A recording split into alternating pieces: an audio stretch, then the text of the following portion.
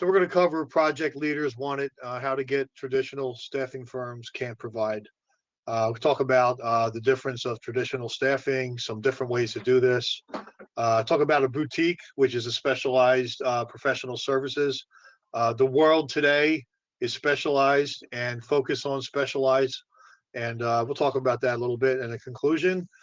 We talk about what do you need versus what a lot of traditional staffing. A lot of traditional staffing is technical focus. We talk about true leaders, not just the project management professional, the PMP. Customers like it, they want it, and everybody wants it because it means they know their project management theory, right? That's important, right? But the question is that enough? And the answer is no. You have to be a leader also. So we talk about how we can get a bullseye on candidates. We'll get into that. We talk about, for example, helping our project manager prospects, our clients. How do we help the job order and really understand, get deep, get the right connection? Because a project manager is not a commodity. If a project manager has to leave after 2 months, 6 weeks, 3 months, it's really not good at all. It is not a commodity. It's an important a placement and it has to stick, right? So we talk about quality assurance process. We mean throughout our staff, our project management consultants that are working our clients, we stay with them. You know, we have a staff of expert project management consultants, and so we don't just drop them in and hope the company, the client, is going to lead our consultants, right? So the PMP is important. It's about functional and technical project management. It can be tested on a piece of paper and certified, and that's the price of admission. But I was just getting into this idea about what kind of characteristics of a leadership for a project manager. And we've seen interpersonal skills. Why? They're techies, right? A lot of times the project managers are promoted within. They come from developing software. They're in a life sciences on a bench as a chemist, an engineer for product development. And some of that transmission of understanding the theory doesn't mean they have the interpersonal skills, the keen judgment, the collaboration, not be a dictator, but be somebody that is a collaborator, a facilitator, relationship builder, be analytical. Well, that's a lot of geeks can do that. That's important. So that's a good for the low EQ citizens. Negotiating is critical. We know that project management and project managers specifically are often in the gray area, right? So they have to be effective with trade-offs. It's a lot of compromises, and what a compromise means, we have to go to the middle. So the left and the right have to give something together to be as a team, right? So that takes a real skill for a leader. So the question is, how do you really flush these people? How do you really understand? How do you test for leadership? And we'll talk about that a little bit. So one of the things is we talk about, I would say, scenario interviewing. Talk about the characteristics and what is your fingerprint, your unique fingerprint. What do you do? How do you lead?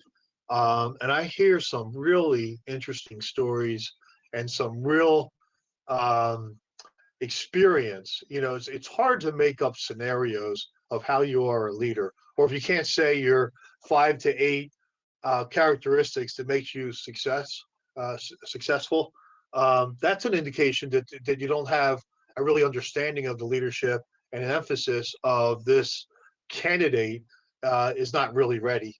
Probably good. I mean, we see a lot of customers, they want people that have SME. That's important. That's really important. If you're going to put SAP out there, or if you're going to put a drug into a clinic testing area, you want to understand that, right? But sometimes that's overemphasized, so we have to really understand that if a project manager is not a leader, the other parts are going to fall apart at some point. If the project's going to fall apart, unless you're lucky, right?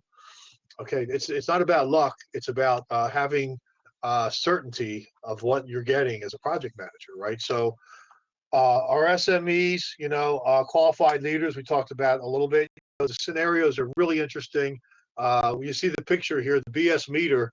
We have to have a good gut when we talk to people, and when we put them into our clients in our projects, they stick for a long time because we have this trigger BS meter, and if somebody's really not up to the standard, it's not ready. I mean, we run projects that our clients can't run themselves. They might even have a group of project managers, but they don't have the leadership capabilities and sometimes the SME, and you get that combination. It's important. It's great for our customers, right? So they come from a community of practice with training, support, and intimate knowledge. We can support our project managers that way because we have a consulting practice, and therefore that is a way to support our staffing of project managers. The other thing is, in the mid 80s, I was asked to run an ERP, big job, and we had a freeze on cost of hiring people. And my boss says, we're going to have to get some project managers from outside, staffing, temporary placement. I said, how the heck do you do this? And these four things came up. They don't know our culture. They don't know our politics. They don't know the relationships. And oh, by the way, our project managers have to understand our systems, and they're not even documented. So we have tribal, and I would say verbal knowledge of the system. So that's really tricky. And we know how to get a project manager acclimated into this lack of culture, understanding the politics, the relationship, and the tribal knowledge. It's really tricky. So we do some processes around, the accounting of the environment, get some help with our client, be proactive on that, right? The knowledge, there's people out there, as a project manager, you're accountable of everything, essentially, of a project, but it doesn't mean you're responsible, right? If we don't know where the bodies are buried, we get a BA in there, we get a chief programmer, or somebody out there, an architect, a chemist, an engineer, somebody. So when we do this, we get a call sometimes, if after 3 weeks, Joe's not getting to take up, he doesn't have the sea legs, he's still falling on the deck, and we buy some time, right? We triangulate, we do a pyramid conversation, and it takes time to do that, and we slow it down real on purpose, because most project managers will acclimate quickly if we support them. So anyway, we select leaders that are proactive leaders, and this Gibson Gall gets along with everybody, and relationship is important, right? To build that, and it can happen pretty fast if you understand leadership. So we focus on, with our customers, a very small, 1 or 2 resumes. If we're not in the bullseye at that point, there's probably something wrong with the job order, right? So we talk about the 6-inch to the 1-inch bullseye. We go out there with the job order. We get some candidates out there. We send it to the client. The client said, what's missing this? Well, that was not in the job order. Or we recognize that what you're asking for, you're not going to find it, or you're not going to have a bullseye. And here's the kind of compromises. So we are really interactive and have a right. We feel a responsibility to make the job order better, because you're not going to get a bullseye unless the job order is perfect or near perfect, right? So in the first couple days, we try to get that nailed down for the 6-inch bullseye, and then we start really honing in. The first couple candidates some to a 1-inch bullseye. And it's hard to get a bullseye out there, especially in this market. So it's a really tricky skill for our recruiting team to really make these matches. So the submission, we have all these skills. We instead of reading a resume, we can just pull it out and show why it is good, how the candidate is a good match to the job order and the placement. So we take that time on our shoulder, take it away from the client, and that's valid.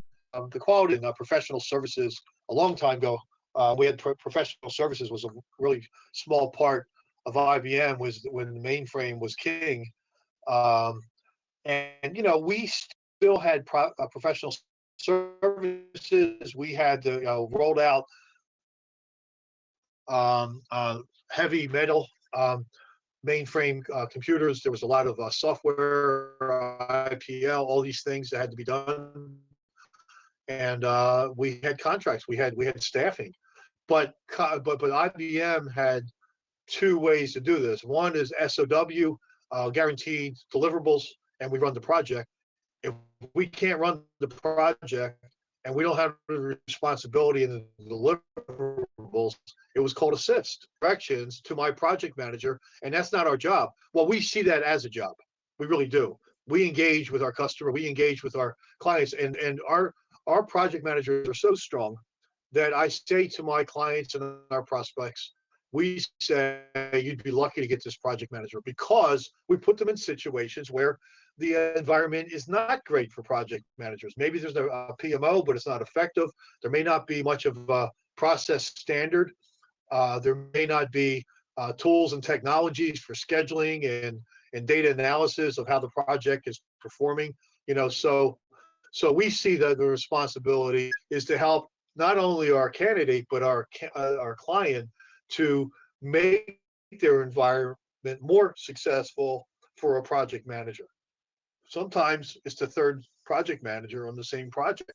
There's something wrong when that's happening. So we really try to help with that.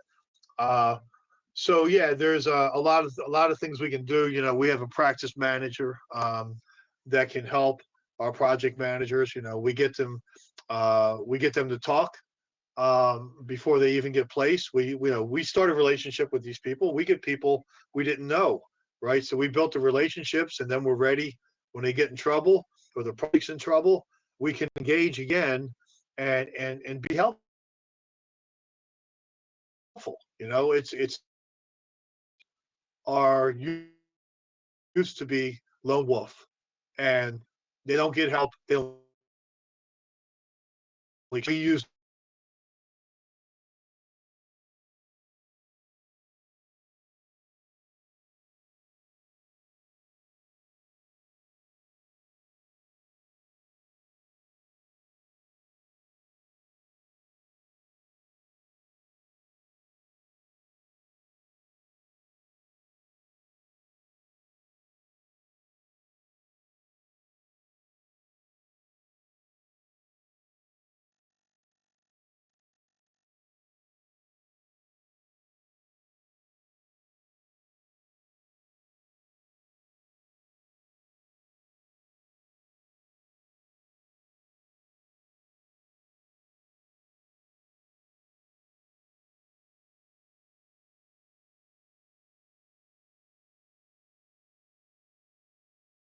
because of specializing, really know the topic, and it's easier to understand and create value, find gaps with our clients, and understand how we can close those gaps.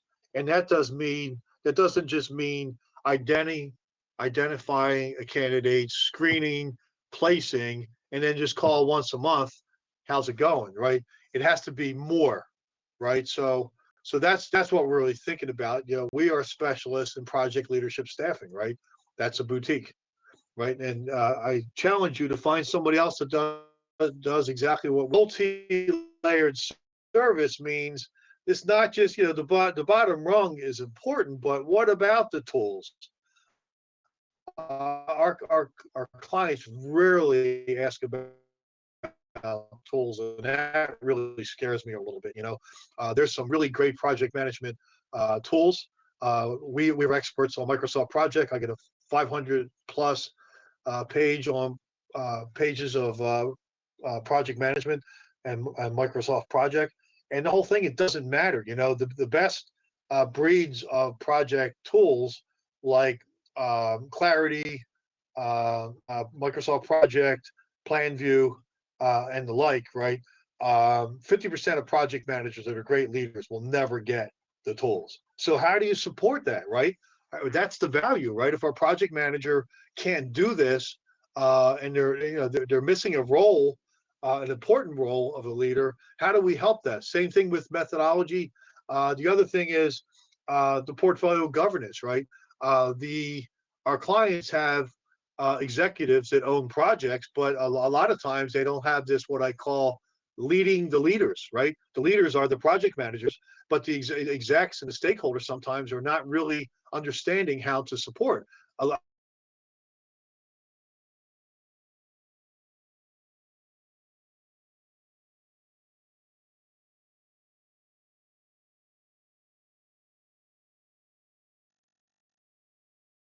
Reality.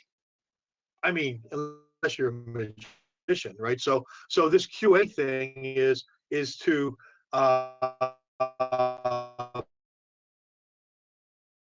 be maybe a good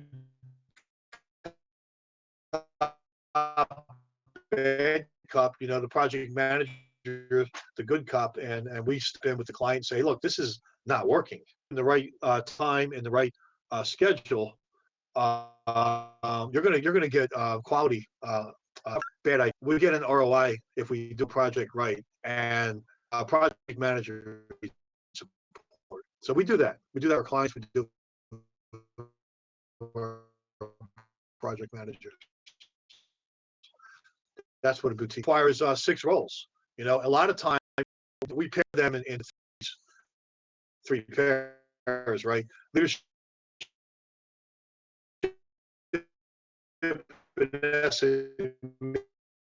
number 1 focus for most of our customers. They're high, have the scheduling capability. They're great leaders, but they're not great with tools. That's okay. Data, how do we do this, right? How do you break this down? Coordination and administration. I'm going to pay somebody $150 an hour. Okay, it has to be done, but you look at the RACI matrix of responsibility. That's the R, right? Accountability, consulting, or informed, right? The project manager is accountable, but responsibility can be delegated, right? A lot of this is done with the project manager, with design, with testing, with scale up of product. All those things are under the purview of a project manager, but they have administration, scheduling, and data analysis.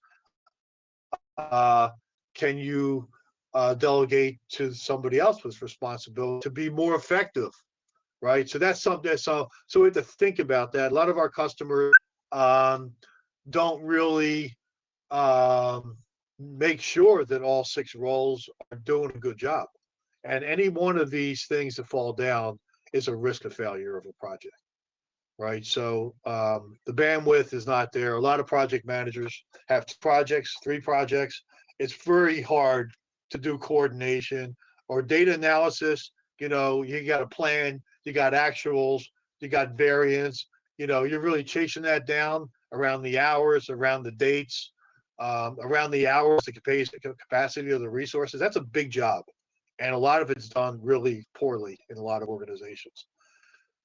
A lack of core competency. If we can get what I call micro center of excellence to do coordination administration or do some experts. We've seen master schedulers that overlord the project managers on the scheduling part because they're experts on Microsoft Project or Plan View or Clarity or what are things out there, right? Some of the best really professional tools out there. They're hard. Project management's not always easy, and it needs expertise, right? The high level overview of project staffing. The other thing, these things here, I would put that in the SME. When we get a new prospect, a lot of times we talk about how great we are with the project management. Say, well, wait a minute. Do you also know specialized capabilities to do a data center? Or we're going to do an M&A. We just bought a company. We have to integrate two companies. We're going to buy a package of software, CRM, Salesforce.com, blah, blah, blah, blah, right? That's the SME, right? The project focus, there's two methodologies in every project. One is the business of the project. That's the theory of project management. Get on time, on cost. But what about on scope, right? That happens with people that can put solutions together. So it is important to understand a project manager has often the vast percentage is have some of these project focus areas, right? So every project manager cannot do all these things. R&D projects, that's a mouthful, that last bullet. That includes life sciences. That means developing pharma, finding a vaccine for in a pandemic. I mean, that is a specialized project manager, and you don't want an IT project manager running a project for clinical testing, right? So this is important.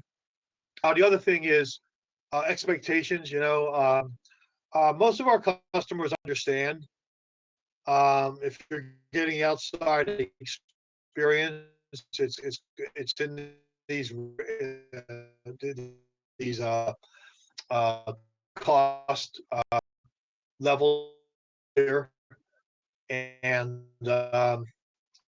depending on the experience, is higher the cost is. Engagement options, it's another one. Across the board is a question, right? We have a lot of hourly contract, but they also have oftentimes is the right to hire, RTH, right? Temp to perm,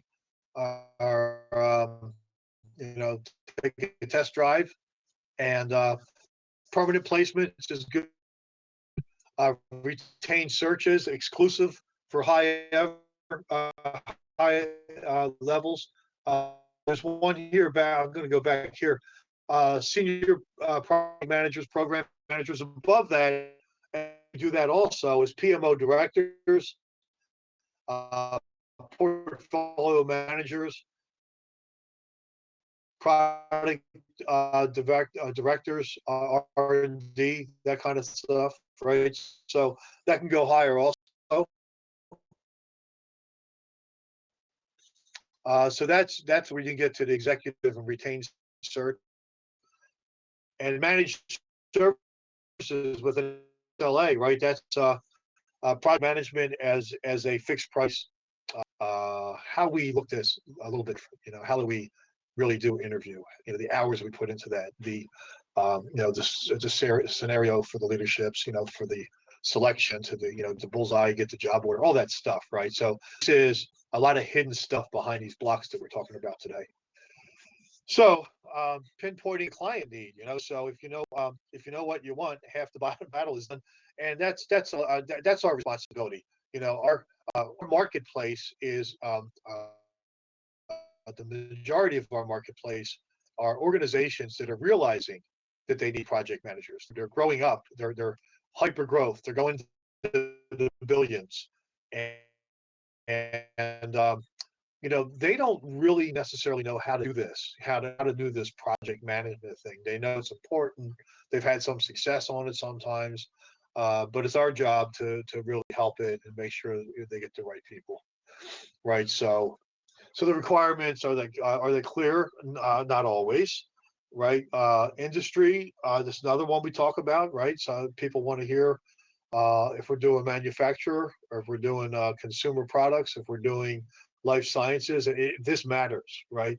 The project focus, we talked about that, the different kinds of projects out there and the SMEs of a project management. Doesn't mean they can know every function of the solution, but certainly have enough information and experience in this area to lead to lead and to have the capability of accountability of the team members that are building a solution, right?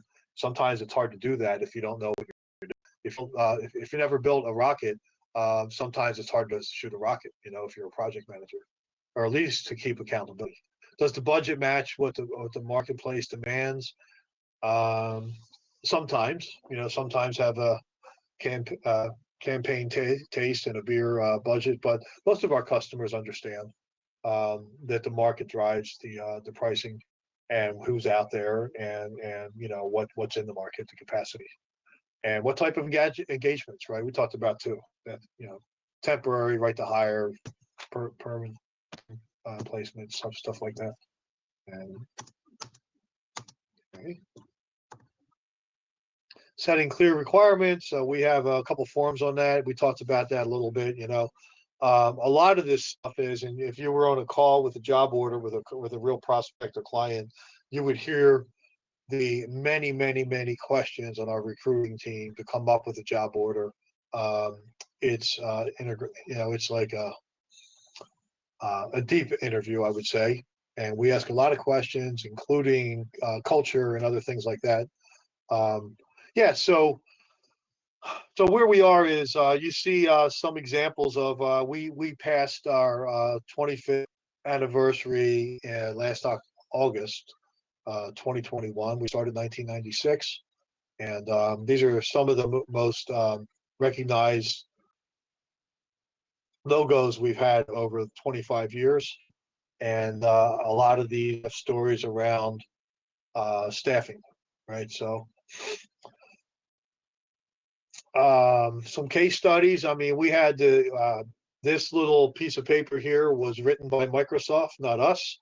We were flattered that they put out there in their PR situation, and they put our logo in there, and they give us the benefits, and we essentially, Xbox was dead on arrival on Christmas Day.